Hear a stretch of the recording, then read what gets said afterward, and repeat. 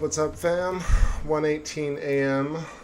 Another little ride tonight. I'm not going to do a crazy session, but I figured let's keep the streak going here. Looks a little dark, but the huge cloud system is moving through, and I feel like it's going to get sharp again. We got some Saturn trailing above the moon tonight, and Jupiter high up. I think in the next couple of nights I'll be able to do Jupiter for us. Want to hop in, say what's up to Z-Proxy. Nice to see you, bud. NGC. Sending you love all the way in Aussie land. I don't even know what that accent was. Down under. Miguel, hola. What's going on, amigo?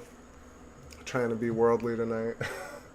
Got complete Fritz out at this point. I totally was waiting for the moon like 3 hours ago, and it was perfectly clear, and then as soon as I was about to go live, a whole storm moved in, so I covered the scope, came in, 2 hours later, same thing, and now back here, and I figured a setup is not going to go to waste.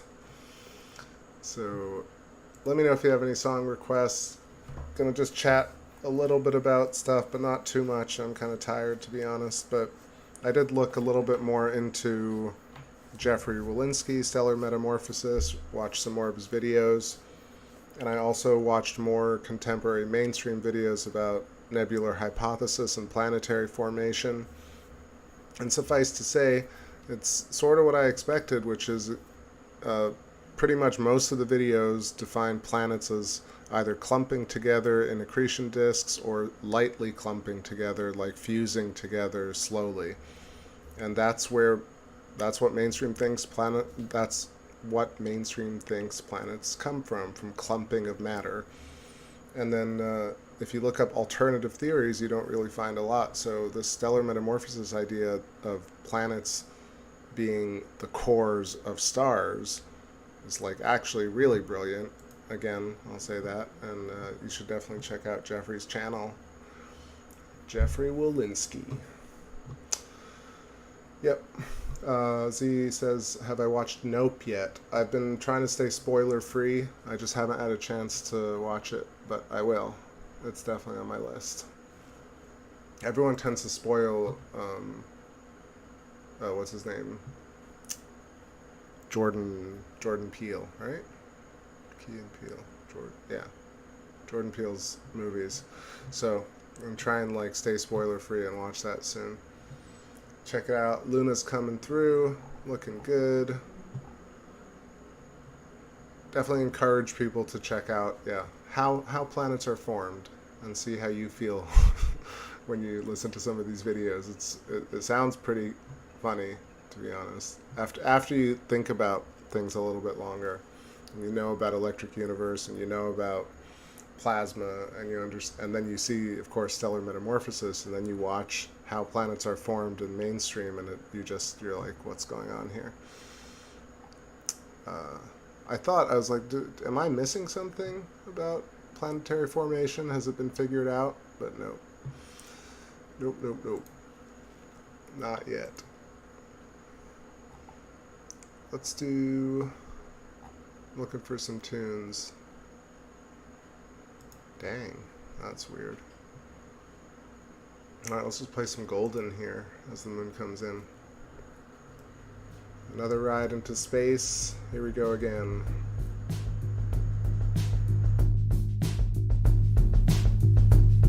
Don't want you coming down my chimney. I don't understand your clothes. Elements like Easter bunnies. I don't want to play the pro. 44v44. Don't sweep the streets no more. Automatic Easter pressure. Cash machines.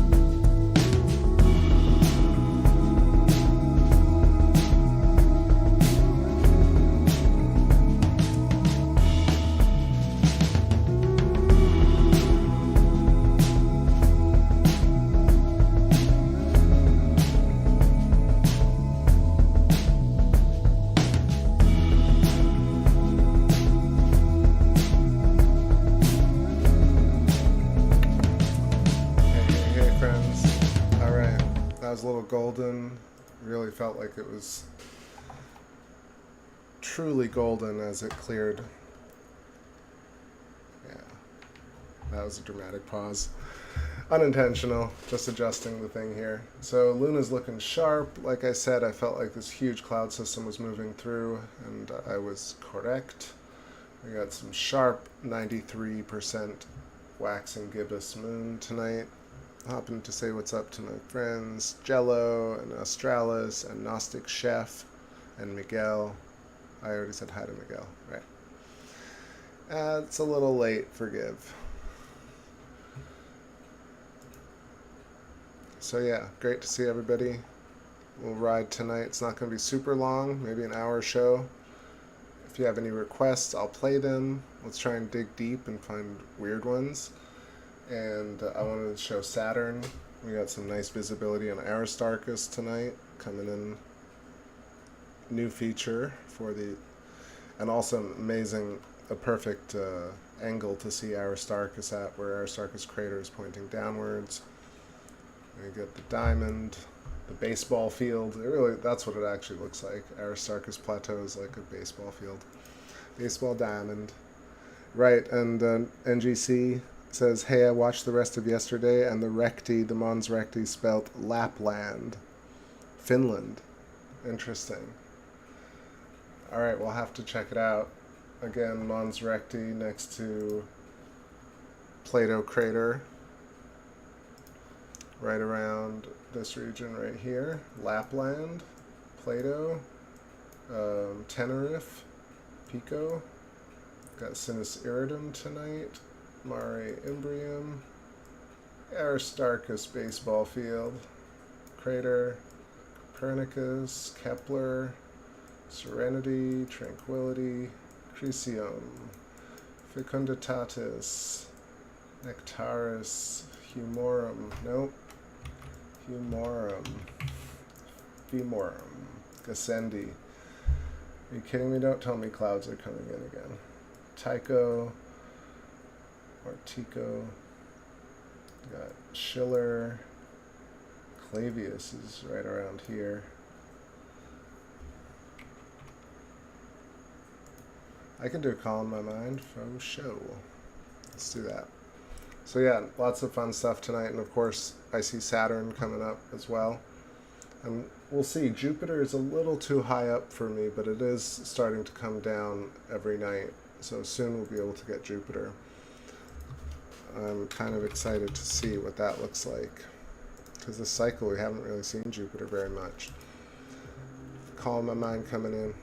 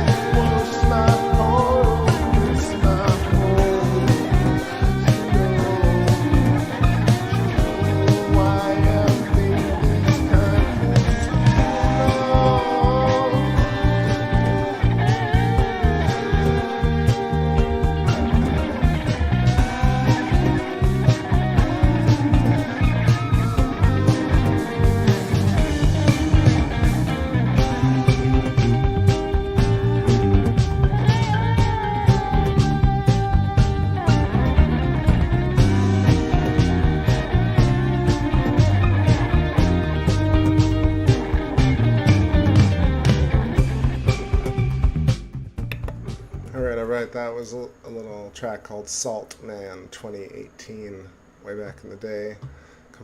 Kind of a different style, but I dig it. It always takes me right back to when I wrote it.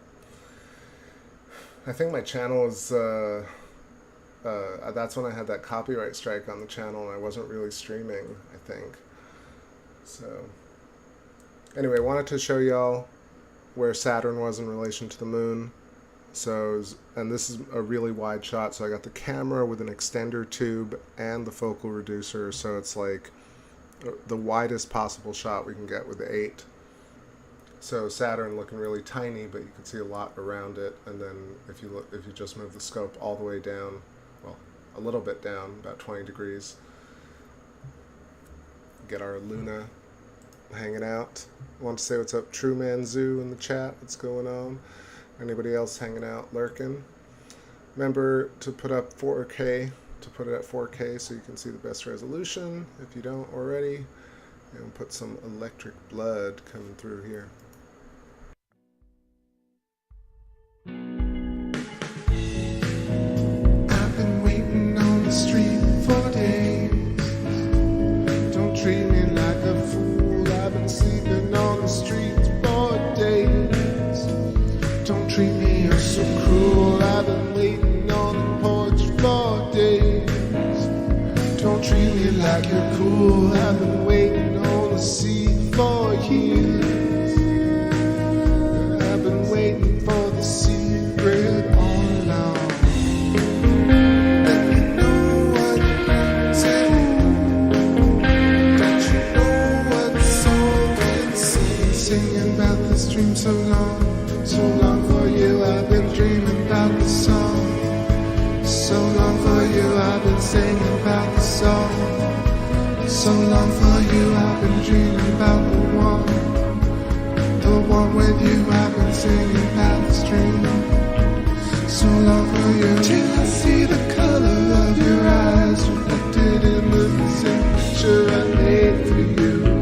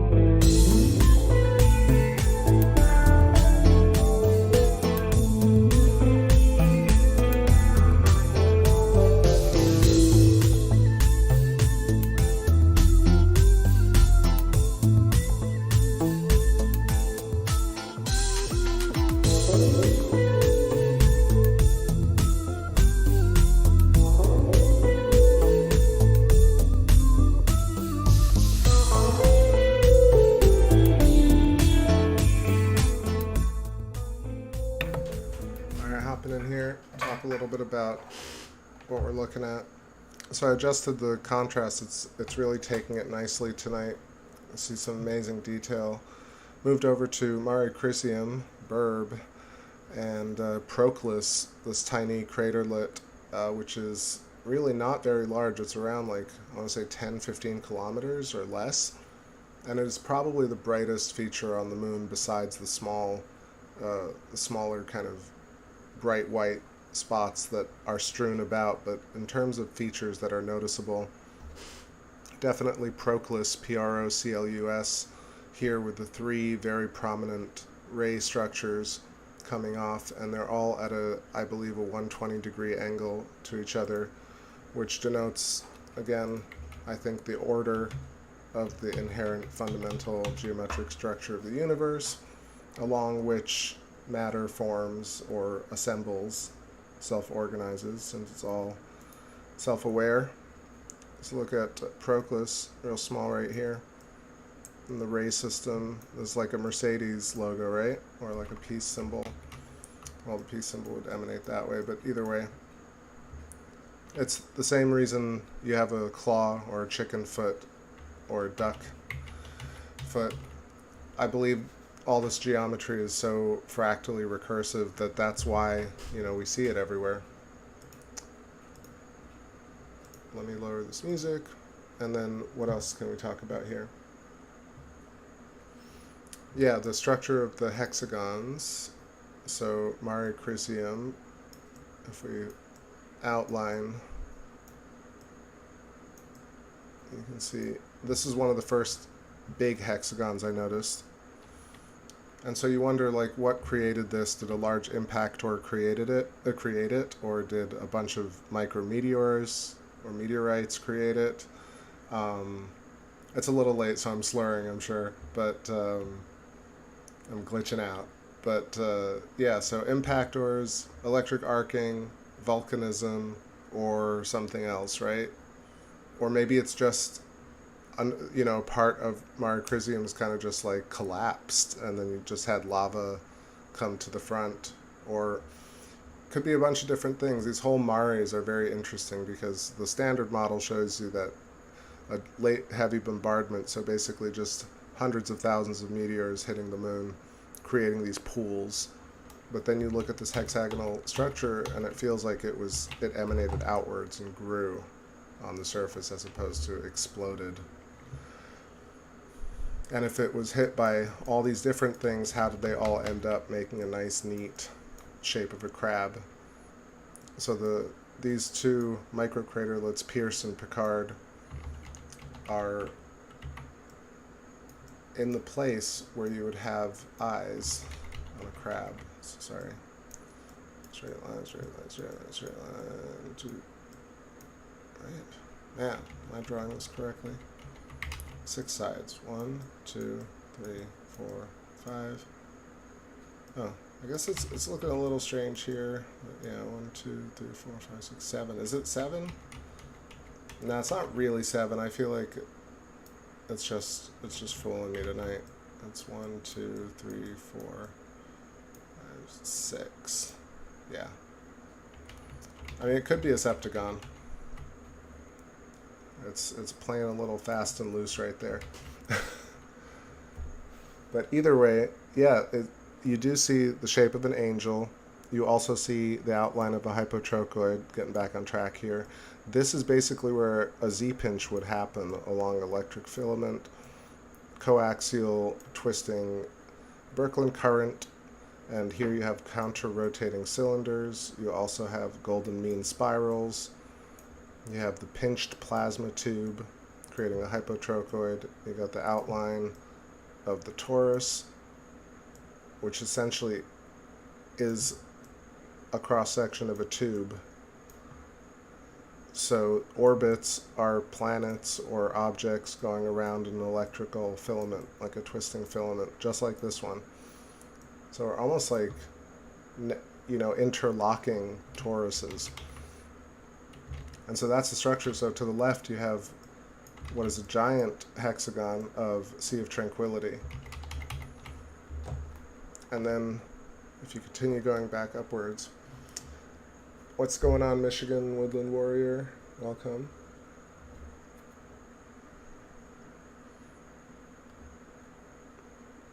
I guess I'm pretty zoomed in here, but if you see, like, this is the bridge between Sea of Serenity and Sea of Tranquility.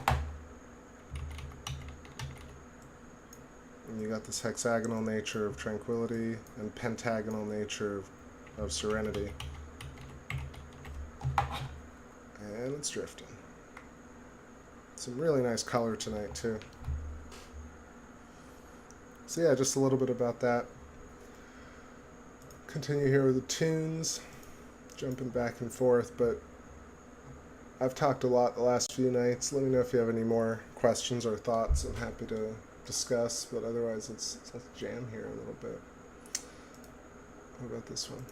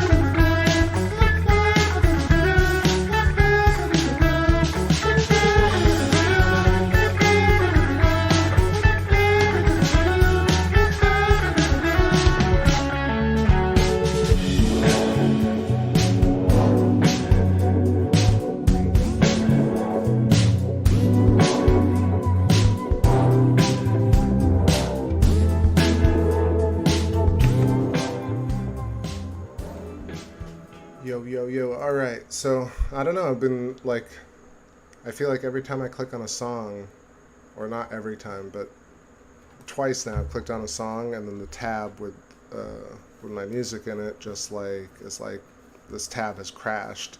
And then the live stream window crashed and then OBS crashed. So, thankfully, it connected just right back up.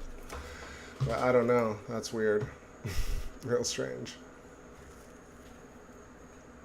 It might be just because I haven't rebooted the computer and I've been streaming for a few nights in a row, so lots of data passing through.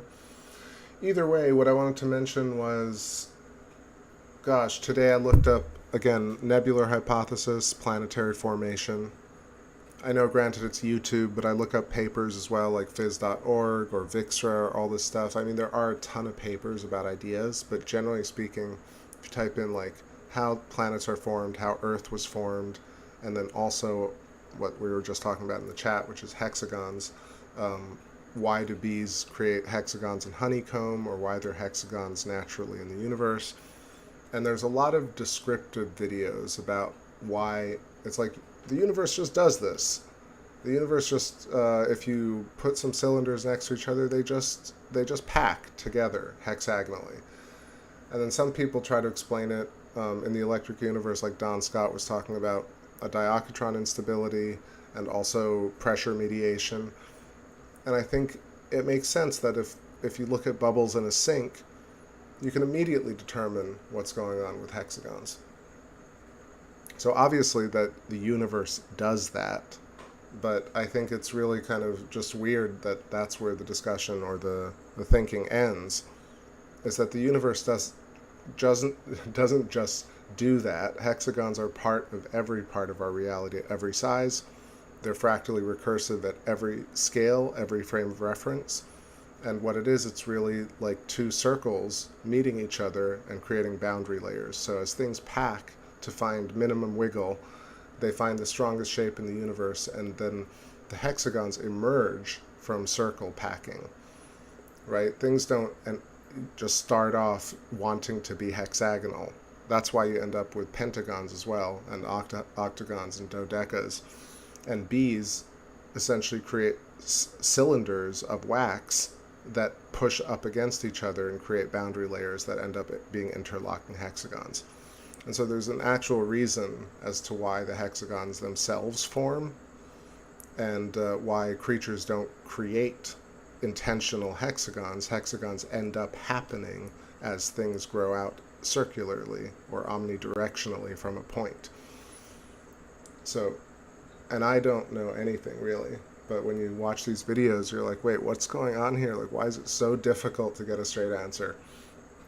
And then the other thing about planetary formation, if you type in how was the Earth formed, and you see all the different animations and all the different studies and all the different lectures about it, you're like, wait, you think that pieces of matter, like pieces of debris, clumped together, like fused together to create Earth.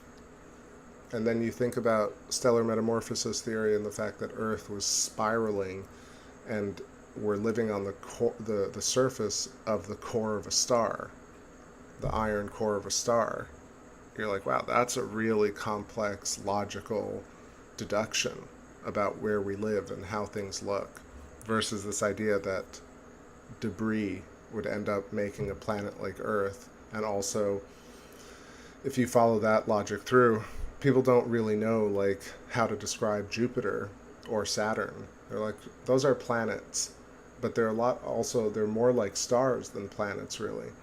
And so there's a whole debate going on. It's so not settled, and it's so interesting how all the gatekeeping scientisms, Scientologies, they're not Scientologists, but scientisms, or whatever, scientists.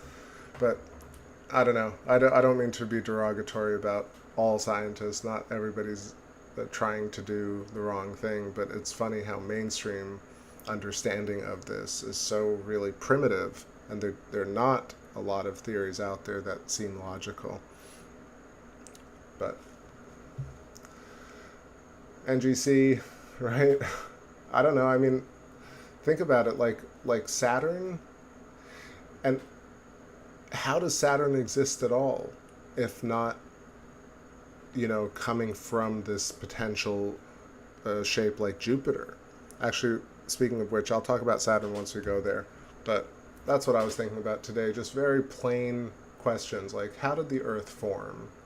And there just is not really consensus on it. Truman, I don't know, man. You'd say the whole thing with the flat Earth stuff with projection. I never understood that. Even if it was projection, that level of technology is incredibly high level. So whoever has access to that, you know what I mean? That line of thinking never gets taken to its ultimate end, which is is it a projection from an actual projector? Is it a projector from alien technology? Is it a projection of the mind? And even if it is a projection, then what? Does that derive any type of new thinking or any type of ultimate conclusion? It doesn't. So, with all due respect, I don't think the moon is a projection. We project emissions from our plasma toroids into the field, and the moon projects emissions from its plasma toroid, and the interactions between the fields create resonant nodes, and these nodes are perceived by both entities. So the moon perceives us and we perceive the moon using plasma field interaction like interferometry, longitudinal waves.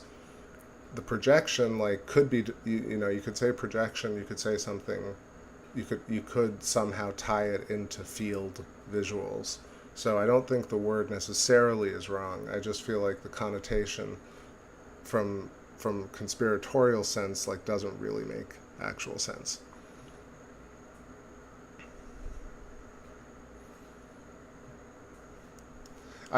You don't need to explain all the flat Earth stuff. I've basically read and seen absolutely every piece of evidence, and none of it actually goes really anywhere. I mean, with all due respect, it can't explain a planetary formation. It can't explain consciousness. It can't explain Zen. It can't explain light. You have to, it's the thinking of it is very limited because it's just one layer of things. It's deciding that you're gonna think about something from the standpoint of there is a group of people that is doing something to me, and I have to point out what they're doing is wrong. All the things that they're doing are wrong. And I don't think science should be that.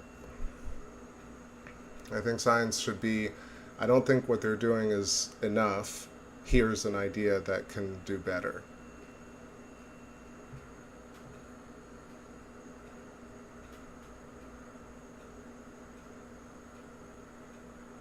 But I'm not debating whether science can't explain consciousness either. I'm explaining consciousness from the standpoint that I understand it, and Eileen McCusick explains it from her standpoint. So does Rupert Sheldrake. So I'm not debating as to whether flat Earth versus standard science. I think both have their people who believe in it, and that's fine because people can believe in whatever they want.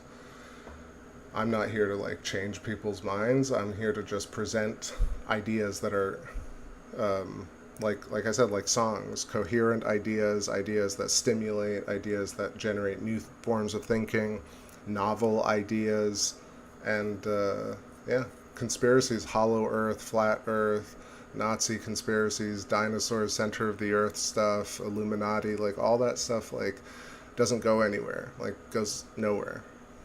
Even solar flares, solar flare, X-class solar flare, doesn't mean anything. When you're God and you made eyeballs and you made your own body and you understand how consciousness works and you understand about field theory, none of that matters anymore.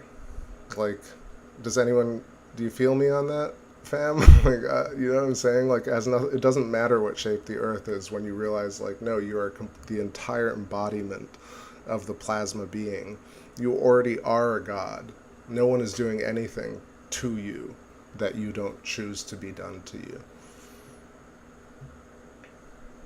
I mean, read your own language. You know what I'm saying? I mean, like, again, I'm just playing for fun here. I don't know why I'm like not not getting into a flat Earth debate. I'm talking more about like the thinking behind being into fringe theories versus being behind versus looking into all fringe theories, deriving new ideas from that, and then thinking about other things.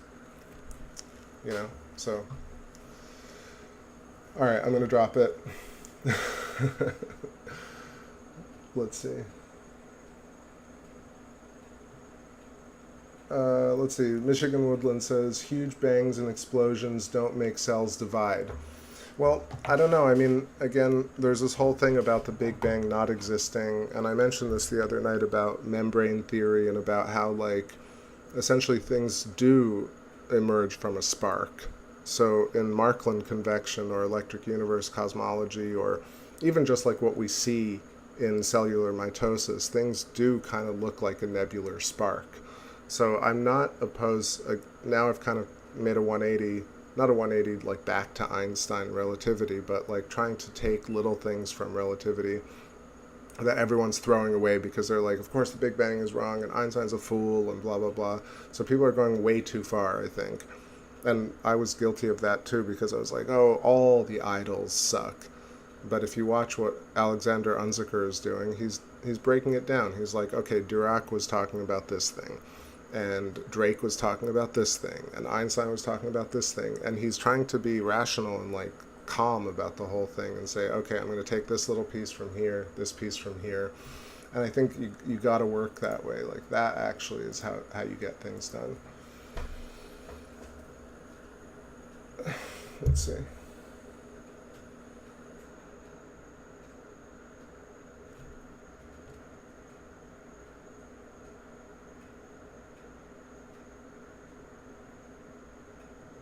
Let's see. Big caves in Earth. Yeah, I mean, hollow Earth, if, you know, it could be true.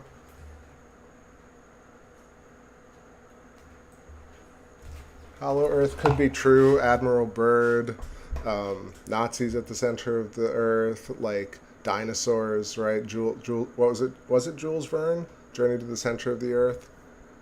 What was it? Rasmussen. I remember reading that book thinking like that's such a cool idea that they actually got into the center of the Earth and there was this whole other ecosystem. Is that possible? Maybe it's possible, right?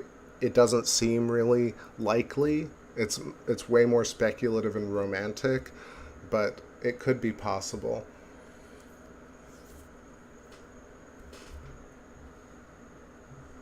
Could be possible. A few more questions and then I'll put the cadet NGC. I feel ya. Wait, Jedi Princess here? Did I miss Jedi Princess?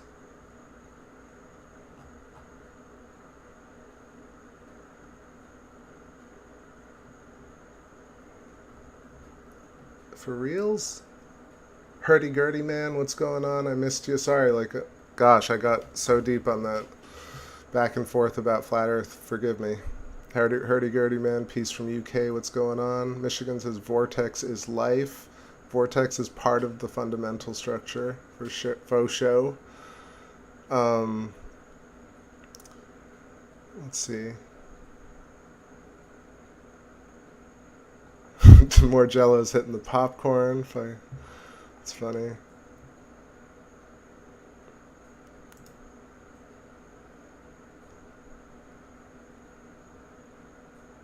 It's her song, right? The cadet, right? But is that Fool the School? But was she here? Did I miss her? I don't know. Or should I play that song to call her? I don't know. It's late. It's late and my brain's fried.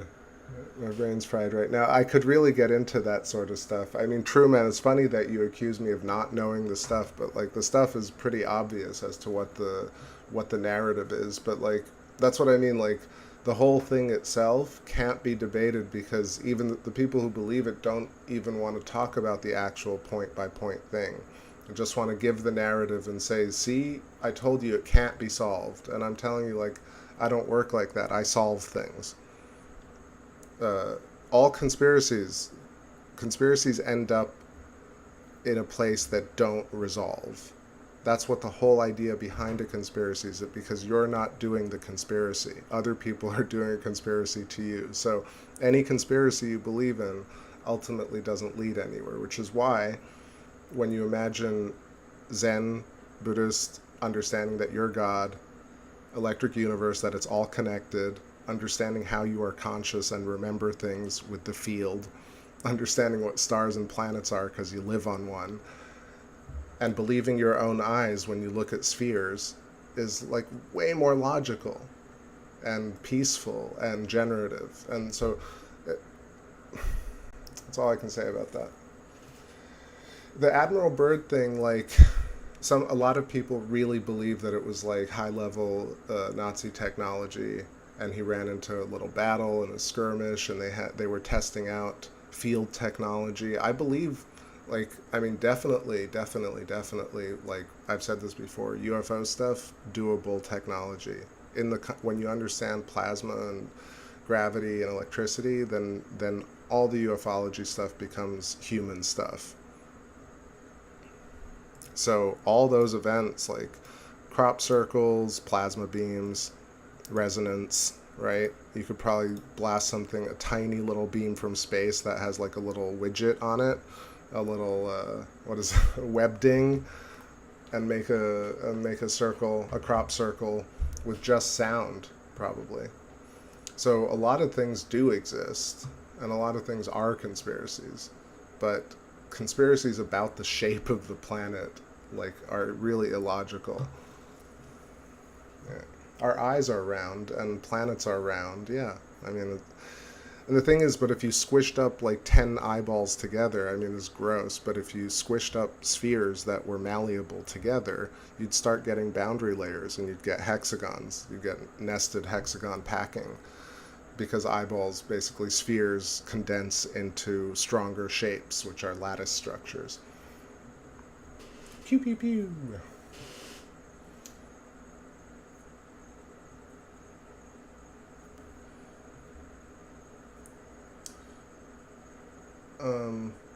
Once science embraces consciousness, said Hurdy-Gurdy Man. Yeah, I mean, I think they have. Like, I don't want to say that I'm the only person that knows this stuff and I'm the only one who's thought of it, really, but the two people that I've heard it most coherently, most realistically from are Rupert Sheldrake, who did the experiments of, do you feel somebody's stare when they're staring at you? Yes, you do, because there's a field consciousness. Are you telepathic with your dog? Yes, because there's field consciousness. Are you tethered to the mother figure because of the umbilical cord? Yes, because there's field connectivity, electrical field conscious connectivity in the ether. And he's proven it. And then Eileen McCusick does tuning fork resonance and literally can feel the actual physical field with tuning forks by like combing through it with resonance devices. These are logical, rational concepts that actually are what we experience on a day-to-day basis. So science sort of doesn't need to do, I don't think, like, we'll really get big agency science to move as fast as independent science. I think what I really liked about one of Jeffrey Walensky's videos is that he makes a very rational point about this. He says, big corporations can't really pivot and move quickly like independent people can. And therefore, you're not going to get a massive, like, technocratic, bureaucratic, mega agency to pivot and embrace plasma cosmology, like, overnight. It might take them hundreds of years, but you're going to get backyard astronomers, like 100 people talking and generating new ideas. And ultimately, yeah, that's how new science actually comes about. Yeah, I'll be honest, like, even Thunderbolts Project, to a degree, I've been watching more and more of it lately from the idea of stellar metamorphosis, and thinking that even Thunderbolts Project tends to kind of go and say mainstream is totally dumb, they don't know anything at all, everything is wrong. And it's not really true. Like, it's not just, there's a little bit of truth in everything, and the mastering is to find the great little nuggets in everything and put it all together.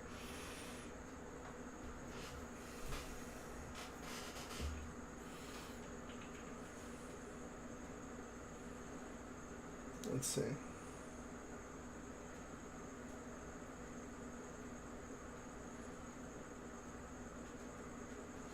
Okay, so I mean the moon's looking fantastic. I've been really appreciating these streams because I just love astronomy. I love watching the moon and sharing it with people and talking about these high-level fringe concepts are really kind of, it's quite elite, right? It's actually in an odd way, if I may be so bold and say this. This is the most elitist thing you could possibly be doing. Like, the people that you think are the elite, who have tons and tons of money, are not thinking about plasma cosmology. Or at least I don't think they are. Because they don't seem cool. Like, the people who have all the money, they don't sound like they have listened to Alan Watts, and they don't sound like they've come to Zen and listened to brilliant ideas about being a god. I just don't think so, and I don't think money makes you cool or smart. You either know the esoteric knowledge and you crave it, or you're just not one of the people that really want to know the answer to things, because your karma has stuff to be resolved, you know? You still have things that you need to work out. So I may sound like a total narcissist egomaniac talking like this, but this is just my own thinking. And every time I present an idea, I feel like I make a concerted effort to present mainstream understanding of it, electric universe and conspiracy understanding of it, also my understanding of it, and also the potentiality for me to be wrong about things. Almost every time, if you know this channel, you know that I do that. So I don't think conspiracies are not fun to talk about, but when we're trying to, like, I find just deriving this new science, thinking about the moon as an old Earth, thinking about like how Jupiter might have turned into Saturn, thinking about these ideas are much more exciting to me. Yeah, so we're pretty elite, I gotta say. Arum Vorax, I see in the chat. What's going on?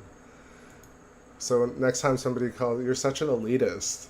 You're like, yeah, I hang out with like 15 people on a cutting edge space stream and talk about ideas that no one's heard of yet. I don't know, that's how I feel. Is that narcissistic? I feel for you.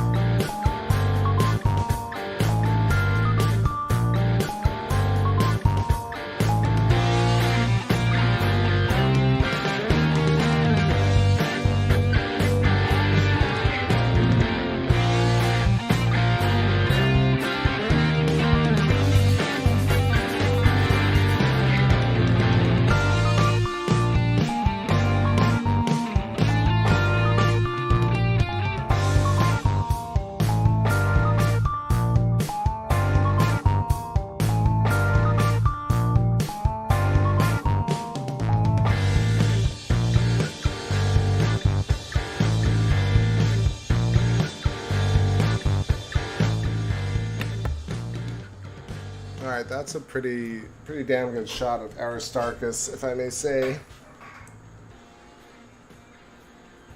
It's grooving on a Wednesday or a Thursday. 2:25 a.m. I've regained some energy here looking at this view. And yeah, you can see some really wonderful detail inside Aristarchus baseball field, as I've renamed it tonight. That's what I always think, like, what does this remind me of? So Aristarchus home plate right here, Aristarchus crater, and then Aristarchus plateau. Very, very great detail of this trapezoidal diamond-shaped structure. Either an elevated landmass in the middle of an island of basalt or magma, or the peak of a giant mountain with still basalt lakes and flats, or something else, right? I don't know, because personally, like, there's really not much, not personally, but in my opinion, there aren't very many features on other planets that we can see that look just particularly like this. It's such a unique set of things that we're seeing. So we have Aristarchus plateau, but we have Herodotus, and then we have this little break, and then we have Schroeder's Valley, and this is that snaking channel, Stuart Talbot snaking channel. It's either a sinuous rill, or it's a a rill is a volcanic lava tube,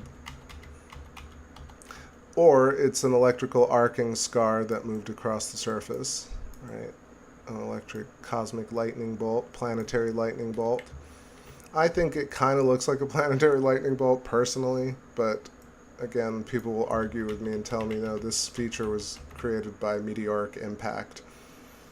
The bright white regions over here, I think, are due to electrostatic charge of complex remnant gases like krypton, argon, neon, xenon, and other gases that have been remnant on the moon.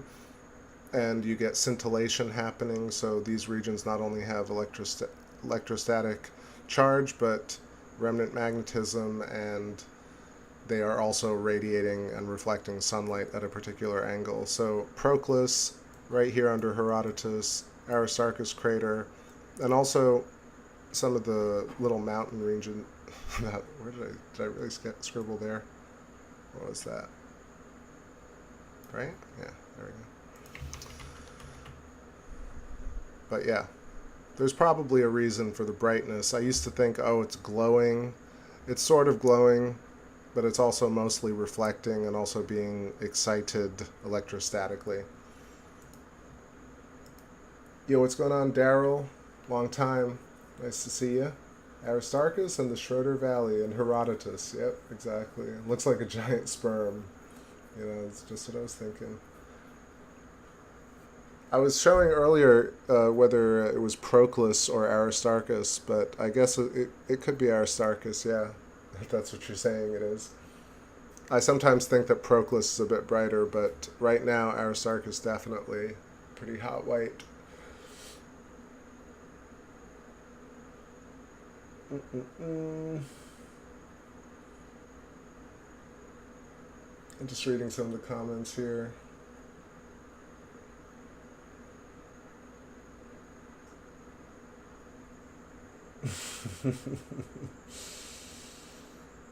Yeah, I'm not going to say another damn thing about Flat Earth. I said what I said earlier. Mostly, it's not about the theory itself. It's about all theories that don't allow you to derive new information. Which, again, is part of also mainstream science. Mainstream science is always kind of dead-ending. And so is Flat Earth, and so is Hollow Earth, and all other fringe theories. Which is why, like, the most logical thing is to take what you can from each little piece of it, kind of compile something that really works. It's like writing a good song, or getting a band together, or creating a company with good people. You need people to fulfill certain roles. You know, you can't just have everybody thinking exactly and doing exactly the same thing. because then you don't have a band, you have a CULT. With all due respect, of course. People can be in CULTs if they want. They can eat BLTs and be in CULTs.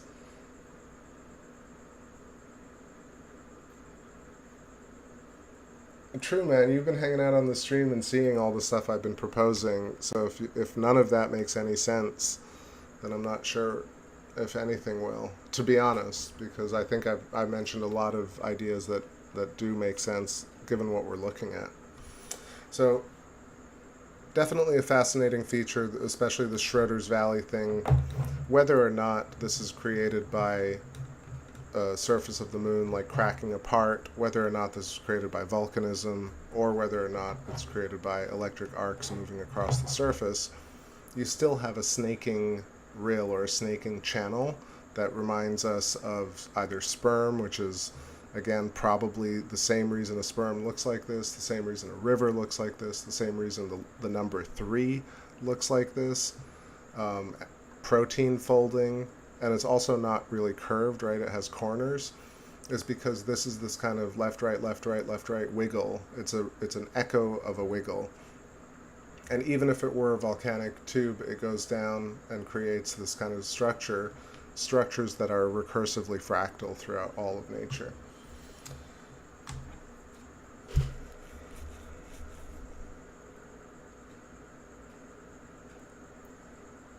Let's drop it, True Man, because there's no getting anywhere, and I don't want to ruin the vibe in this room. It's not a flat Earth channel, you know that. I sometimes will engage, but it's to my fault, and it's also 2 in the morning, and I don't want to argue about it.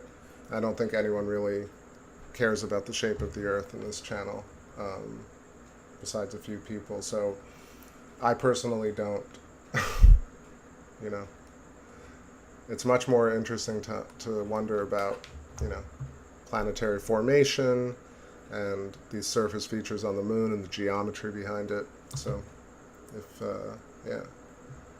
No, it's just a lot of evangelizing a theory that most people don't really find, well, I don't find exciting. Yeah. Let's see. Darkest spot is Grimaldi, south of Aristarchus. So yeah, I was showing Grimaldi on the edge of. Oh no, that was Gassendi. Grimaldi is the spot, right? Yeah. Grimaldi's that kind of weird indented spot. Is it under the Terminator tonight? It probably still is, right? Must be. Okay.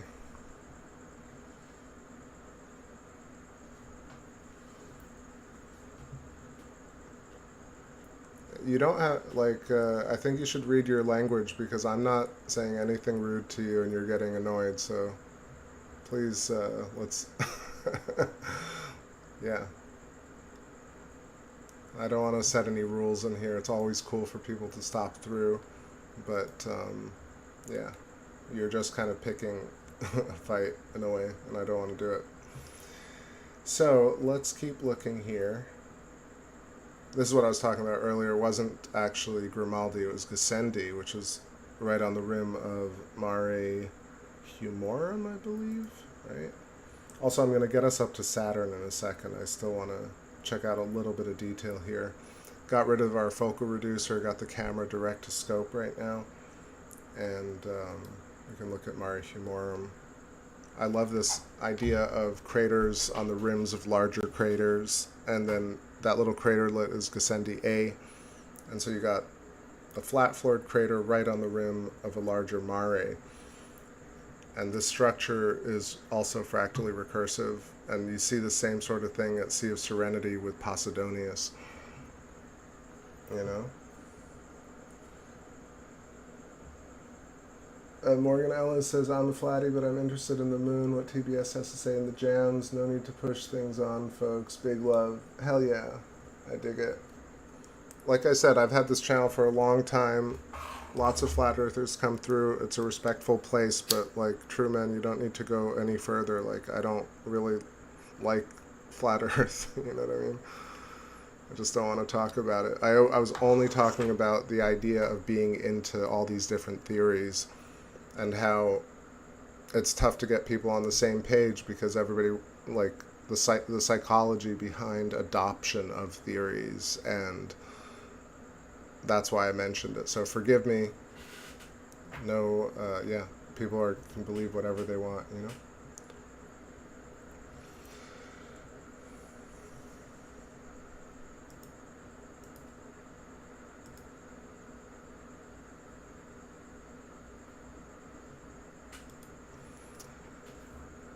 All right, I have no patience.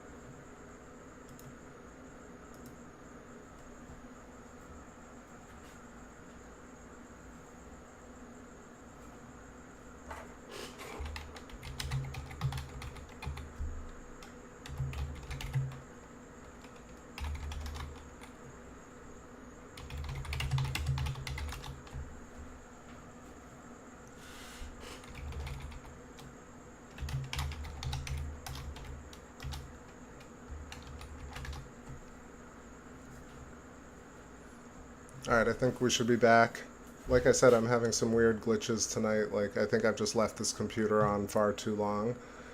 And, Daryl said, oh, should I even read this? I know, like, I've seen the whole Discworld series and the whole flat plane thing. It's in Magicians as well. I don't know if y'all have seen that show, Magicians, where they do Fillory. Fillory is like Discworld. And that other movie in '99, what a Dark World. But it's just fantastical, you know. It's also like a very closed off, dark place. It's very limited, and the reason I don't like these theories is just because, like, first of all, again, the shape of the Earth doesn't matter, but also you're God. you're literally you can literally make eyeballs, and you can literally create life and language and music, you know. It's just so, the idea that we've been arguing over like small things is sort of what I'm saying here. Like, we're talking about the connectivity of everything, the understanding of self, the continuity of life, the acceptance of death, like concepts that are far beyond pointing fingers about conspiracies and shapes of things, you know. Let's see. Genghis Khan, you can love other people. Yeah. Restart the computer. Yeah, then I think I'd call it a night at that point. It's fine right now. I think the view is great, and I do want to check out some Saturn, so if you'll bear with me, I'm going to go do that. I'm just going to have a quick smoke and then do that. Daryl, you checking out of here. Thanks for stopping by. Appreciate it, as always. Be well. Yeah, if we didn't have turtles, we wouldn't have angular inertial momentum. We wouldn't have spin. Lately I'm just pissing off people on this stream. Like, it's really not my style, but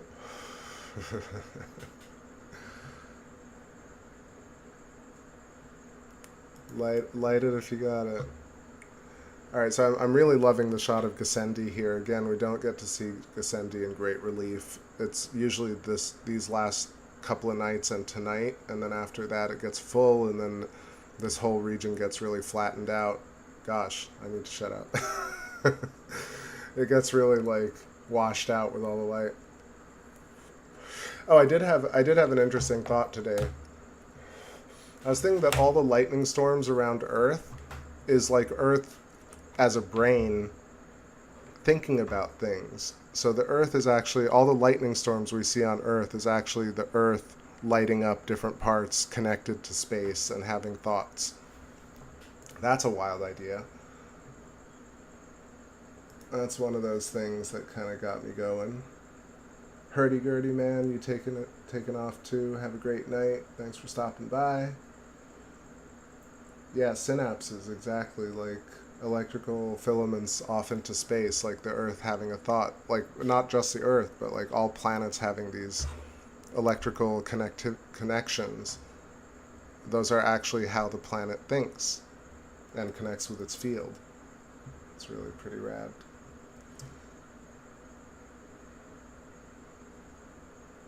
Okay. Cyberbry, what's going on? I see Truman coming back in here. What's going on? I used to think the moon was snow covered. The moon does have some ice, and I was thinking about that, like, about where, like, what, like, I think, who was asking me yesterday? I think it might have been Fantasy asking me about, like, why Earth has ice. And so the idea in stellar metamorphosis is that things are, like, stars start off as very hot. And over time, when you get to a water world, for example, like Uranus or Neptune, that are about to be, that have the potential to become an Earth, they've actually cooled off a lot. And so over time, Earth gets to a point where it has water, but actually Earth is cold. So Earth is actually having global cooling right now.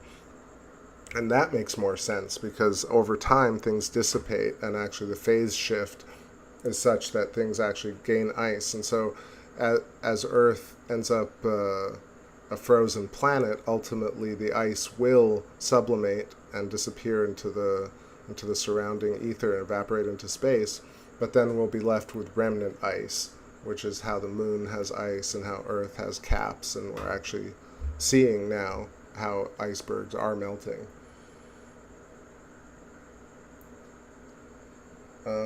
Let's see.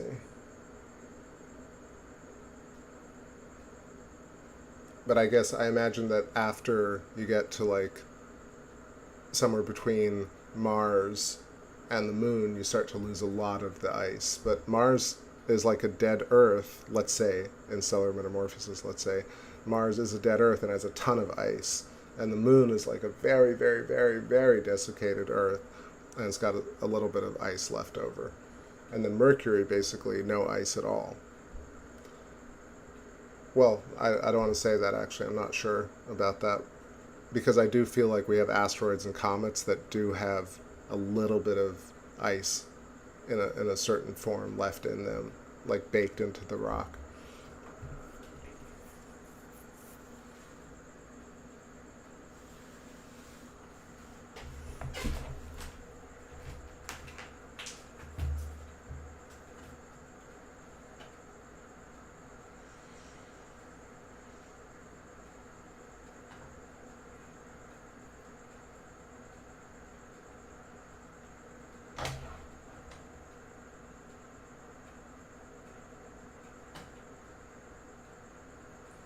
So, I totally forgot. I'm just going over to Saturn for us, gonna put on a song here. I was like, I thought I put on a song. Where is it?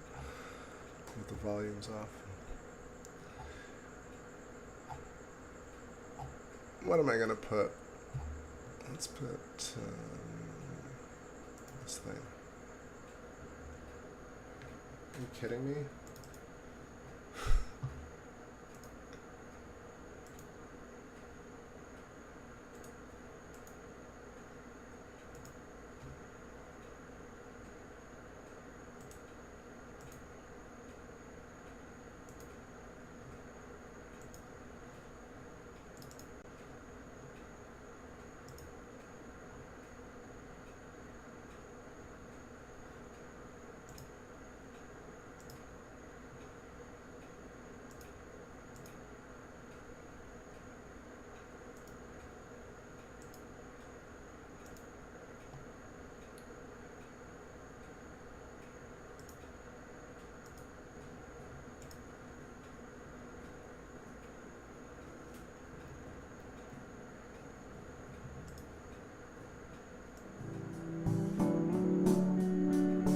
I think we're back.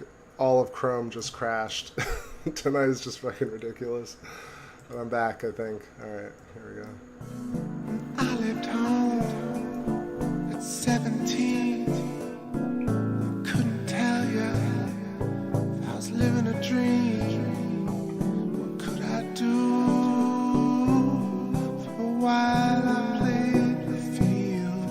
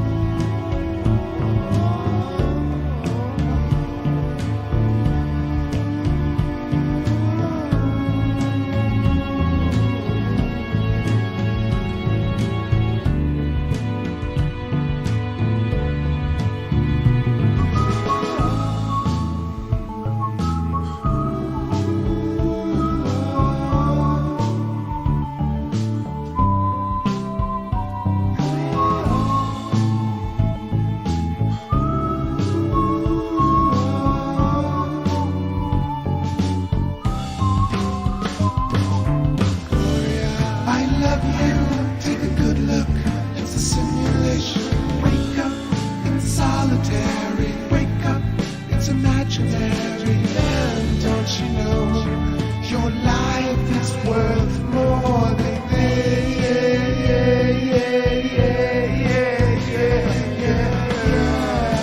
what you have to take a good look.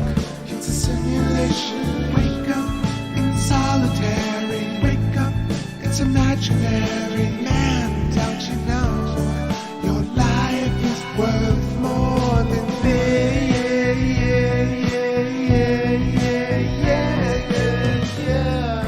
Catch me if you fall, catch me if you're low.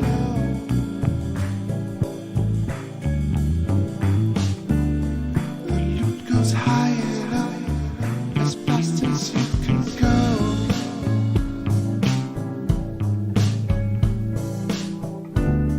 Oh, catch me if you fall, catch me when you're low.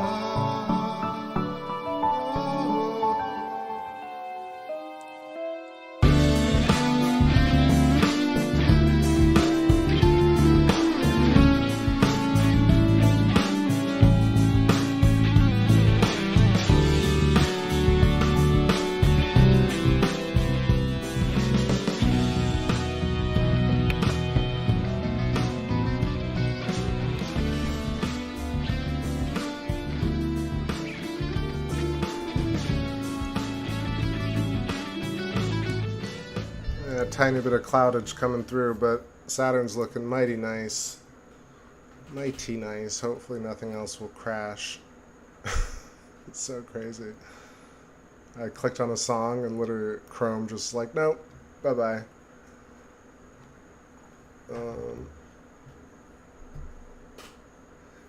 So hurdy-gurdy man, you were talking about no strata on the moon, and I asked if it was like, if you meant like stratification, is that what it is?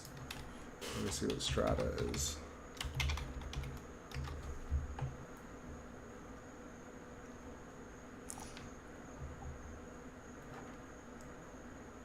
Strata definition, a layer or a series of layers of rock on the ground. Okay, so yeah, so in the idea, the stellar metamorphosis idea is that basically after Earth cools down and loses all the oceans and all the volcanoes, that essentially by, what's that word, ablation and solar wind and radiation, ultimately it loses, these rocky bodies end up stripping down to the least possible surface, and we end up with almost like an iron ball, like Mercury.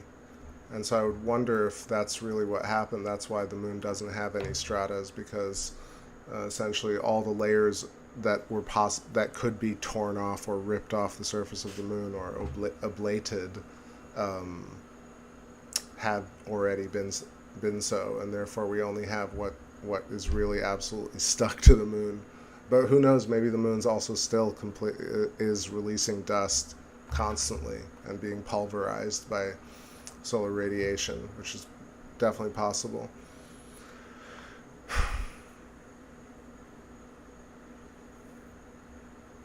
Yeah, so Saturn looking absolutely amazing, little chromatic fringing with the blue and the orange on it. But I'm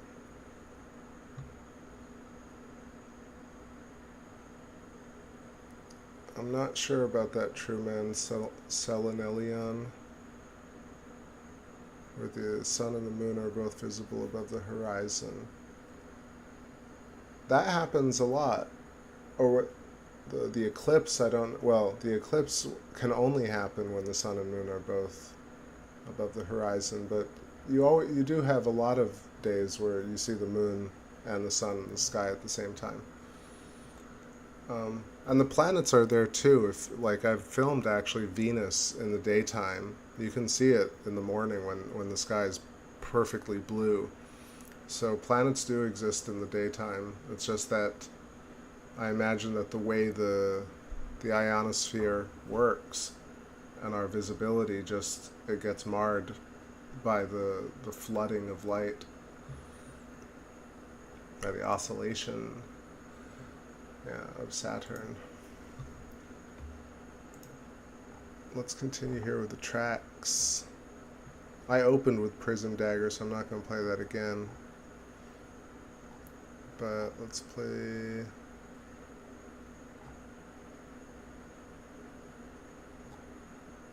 I don't know, let me dig back a little bit further back. Scroll, scroll, scroll. Rolling up on 3 a.m. here. Got a little more energy.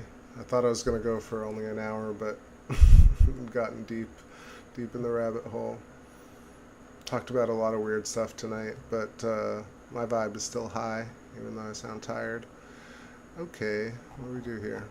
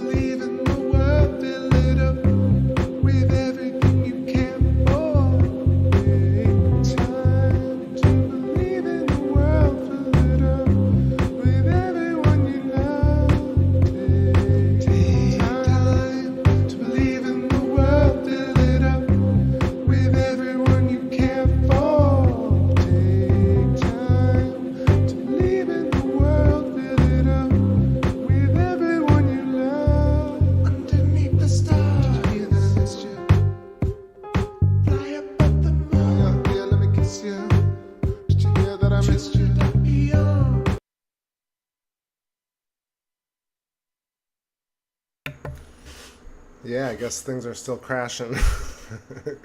Because what is the deal tonight? Yeah, I guess I'm going to have to like completely reboot the system. Saturn's looking amazing, but it is fringing pretty hard.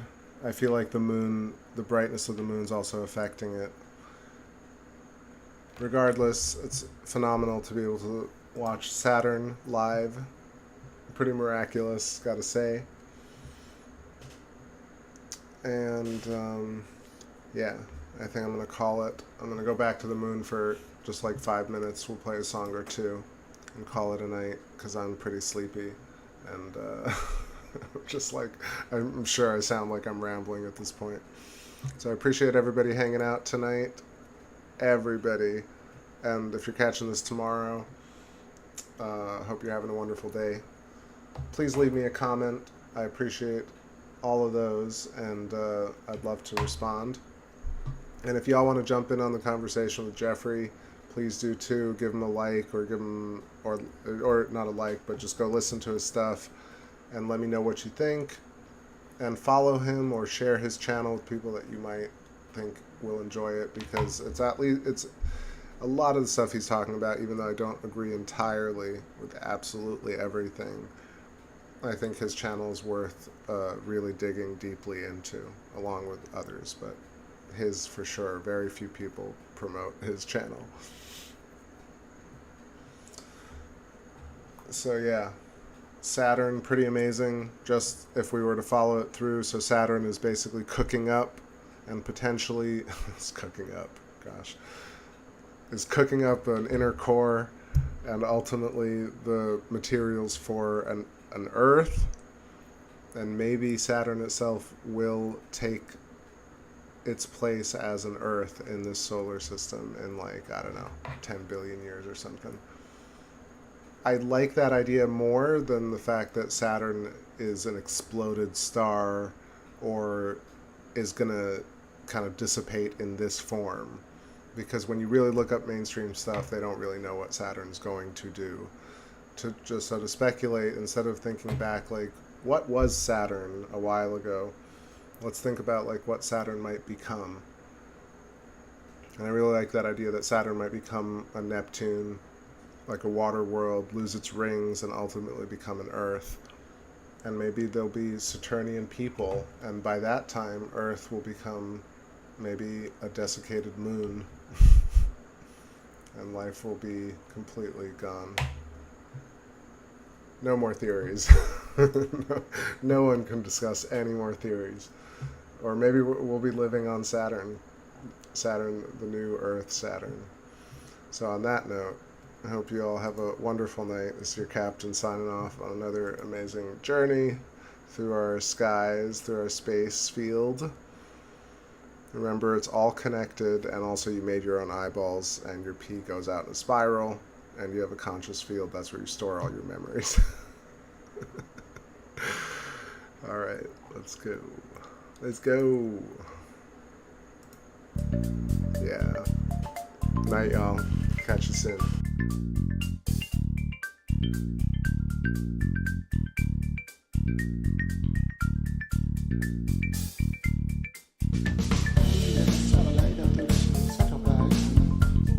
Calling in from outer space, forwarding up their antivirus, sending out telemetry and tell me what you do with it if you were me. Position from above, she said it was the kernel. Right to be making love, it wasn't internal. We got you back on stage, just to never hurt you. Your band had left the classes, wasn't even booked. This in the middle, but they bought it. Went to the side on your big taxi, no matter how you earn it. Full correction through when your life was bitter. Bring it to your rebirth day, we busted out on Twitter. Rolling out of history, feeling nothing's density. Rolling out of history, feeling nothing's density. Rolling out of history, feeling nothing's density. Rolling out of history, feeling nothing's density.